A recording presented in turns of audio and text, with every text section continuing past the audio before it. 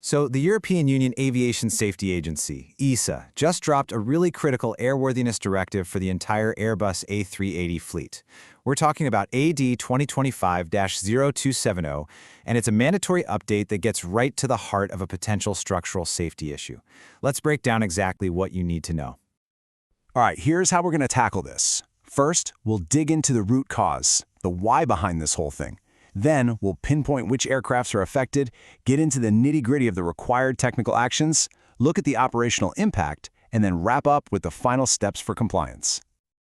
So, what's the real story here? Well, it all boils down to something you might not expect, a subtle but potentially very dangerous little mistake in some paperwork. And let's be crystal clear, an airworthiness directive is not a suggestion. It's a legally binding rule. It's issued to fix a known unsafe condition, making sure every single aircraft affected stays airworthy, period. You know, the root cause here is actually fascinating.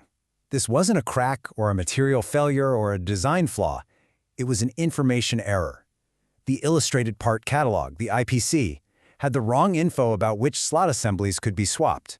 And that one simple mistake created a massive risk. A maintenance team could unknowingly install the wrong part, which could potentially weaken the wing's ability to handle its structural load. Okay, so with a risk like that on the table, it is absolutely crucial to understand precisely which aircraft fall under the scope of this new directive.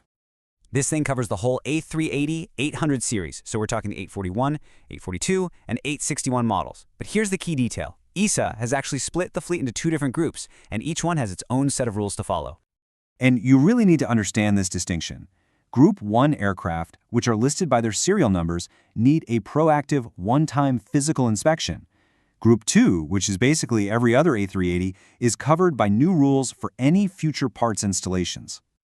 The focus here is right on the wing's leading edge. We're talking about all the high-lift devices. That means every single droop nose and slat, from 1 all the way to 7, on both the left and the right wings. These are the critical parts that change the wing's shape for takeoff and landing. All right, let's get down to brass tacks. For all the camo and maintenance teams out there, what technical actions do you actually have to perform to comply with this?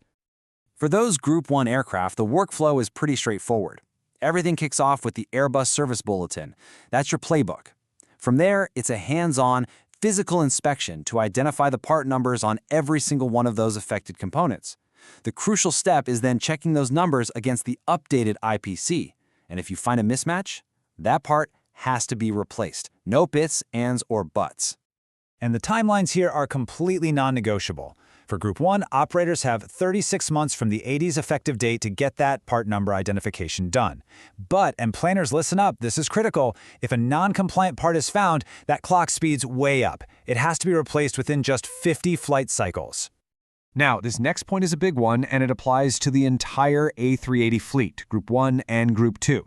From this point forward, anytime you install one of these affected parts, you must verify it against the corrected IPC. This is the fix going forward, the procedural safeguard to make sure this problem never happens again. Okay, so what does all this mean outside of the hangar? Let's take a look at the operational, financial, and quality impacts for the folks in management and planning. If you're managing any of the Group 1 aircraft, this AD is going to trigger some key business decisions. You've got to plan for aircraft downtime, both for the inspection and for any potential replacements. You'll need the budget for the direct cost of new, serviceable parts. And of course, there's the huge logistical puzzle of scheduling these checks across your fleet inside that 36-month window without messing up your whole network. For quality and safety managers, the lesson here is pretty profound.